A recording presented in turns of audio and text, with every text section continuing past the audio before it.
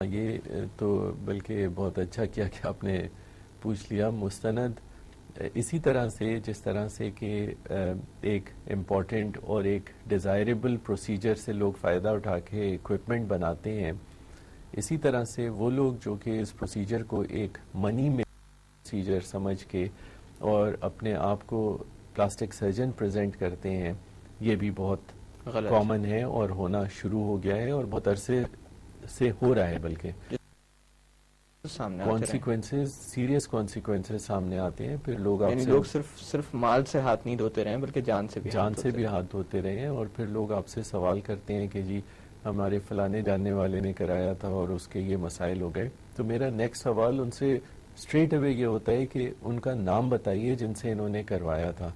تو then they are quite most of the time کہ جی وہ فلانے صاحب سے کروایا تھا. یعنی یہاں تک سننے میں آیا ہے کہ theatre technicians as doctor operate کر رہے ہیں. Qualified MBBS doctors without training تو کر ہی رہے ہیں، لیکن جب یہ صورتحال ہوگی کہ بغیر کسی ٹریننگ نان ڈاکٹرز بھی اس فیلڈ میں موجود ہیں. اور جو بھی جس نے بھی ایک چیز جیسے کہ ایک عمارت بن رہی ہے، عمارت جو ہے وہ اینٹیں لگانے والا بھی بنانا شروع کر دیتا ہے، لیکن وہ یہ اسیس نہیں کر سکتا کہ اس سوئل پہ کتنی نرم سوئل ہے، کتنی سخت ہے، اس پہ کتنا بوجھ اٹھا سکتی ہے، کتنا نہیں اٹھا سکتی.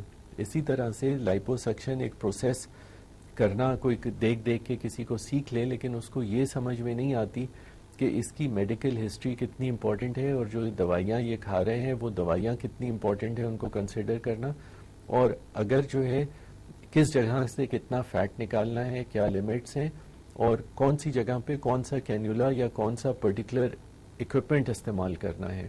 اور اگر کوئی 19-20 کوئی پرابلم ہوتی ہے تو اس کو آپریشن کے دوران کس طرح سے ہینڈل کرنا ہے.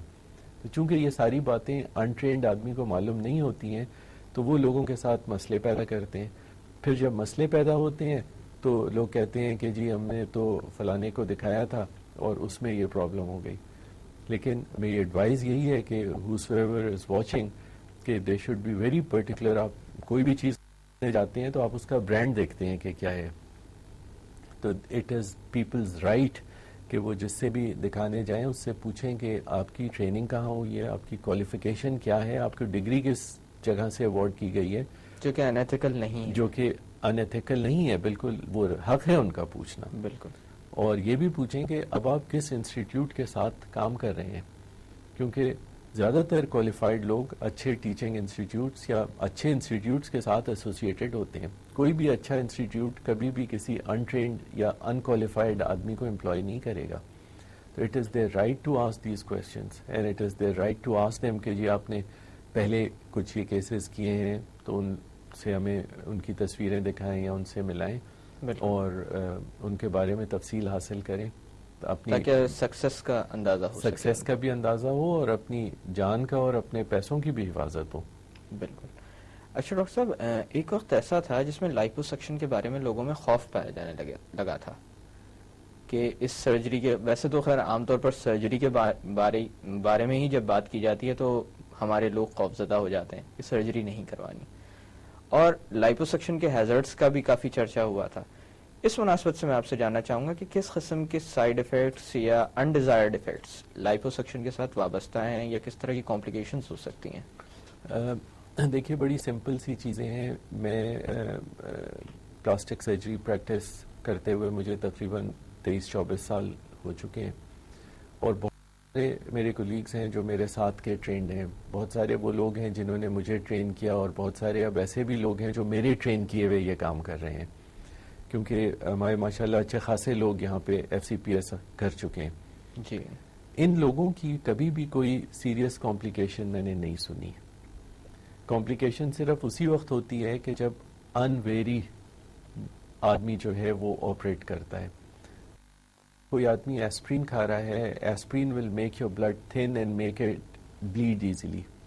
میں نے ایسے بھی لوگ دیکھے ہیں کہ جنہوں نے ایسپرین کھاتے ہوئے اس مریض کو آپریٹ کر دیا ہے، تو اس کے ہیماٹوماز یا جو بھی بلڈ کلیکشن ہے وہ بنے گا، اور بھی ہو سکتے ہیں. ایک وقت میں نے دیکھا ہے کہ لوگوں نے 15-18 لیٹر فیٹ نکال دیا ہے. ان کے بھی مسائل ہوں گے، کیونکہ جو ڈیڈ اسپیس ہے اس میں فلوئڈ کلیکٹ ہوگا، فلوئڈ ڈپلیشن ہوگی، دنیا بھر کے اس میں مسائل پیدا ہوں گے. ایسے بھی دیکھے ہیں کہ جن کو کوئی پراپر ہائیجینک کنڈیشنز میں نہیں کیا گیا، چھوٹے سے کمرے میں ان ایتھیکل طریقے سے کسی بھی انسٹرلائزڈ اکوپمنٹ ہے، ہاسپٹل نہیں ہے، پراپر تھیٹر نہیں ہے، پراپر جگہ نہیں ہے، بس کر رہے ہیں اس کے اندر، انفیکشن بھی دیکھا ہے ہوتے ہوئے. لیکن getting back to the question کہ کیا یہ تمام مسائل ٹرینڈ اور اچھے ٹرینڈ لوگوں کے ساتھ بھی ہوتے ہیں؟ The answer is no. کیونکہ میں 3 جنریشنز کا تو آپ کے سامنے میں نے بتایا جی. تو اور لائپوسکشن جیسے میں نے کہا کہ دنیا کا اس وقت کامنسٹ پلاسٹک سرجری یا کاسمیٹک سرجری پروسیجر ہے. تو کوئی بھی پروسیجر اتنا مشہور یا اتنا امپورٹنٹ یا فرسٹ لائن نہیں ہو سکتا انلیس کہ اس کے اچھے نتیجے بھی آ رہے ہوں. تو ان چیزوں کو اگر اینالائز کریں کہ مسائل کہاں ہو رہے ہیں تو میرا خیال ہے آنسر بڑا کلیئر ہو جائے گا کہ کہاں یہ مسائل پیدا ہو رہے ہیں اور کہاں نہیں ہو رہے ہیں. جی ڈاکٹر صاحب ابھی تھوڑی دیر کے لیے باتوں کا سلسلہ روکتے ہیں. جی جی ناظرین وقت ہوا ایک چھوٹی سی کمرشل بریک کا. بریک سے واپس آ کر موٹاپے کے متعلق مزید بات کی جائے گی. Keep watching the health show.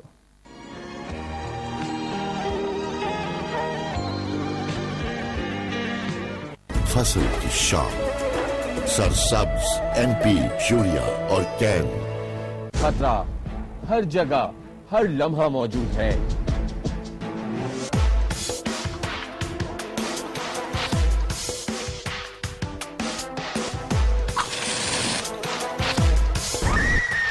Emergency کہیں بھی کسی بھی وقت ہو سکتی ہے.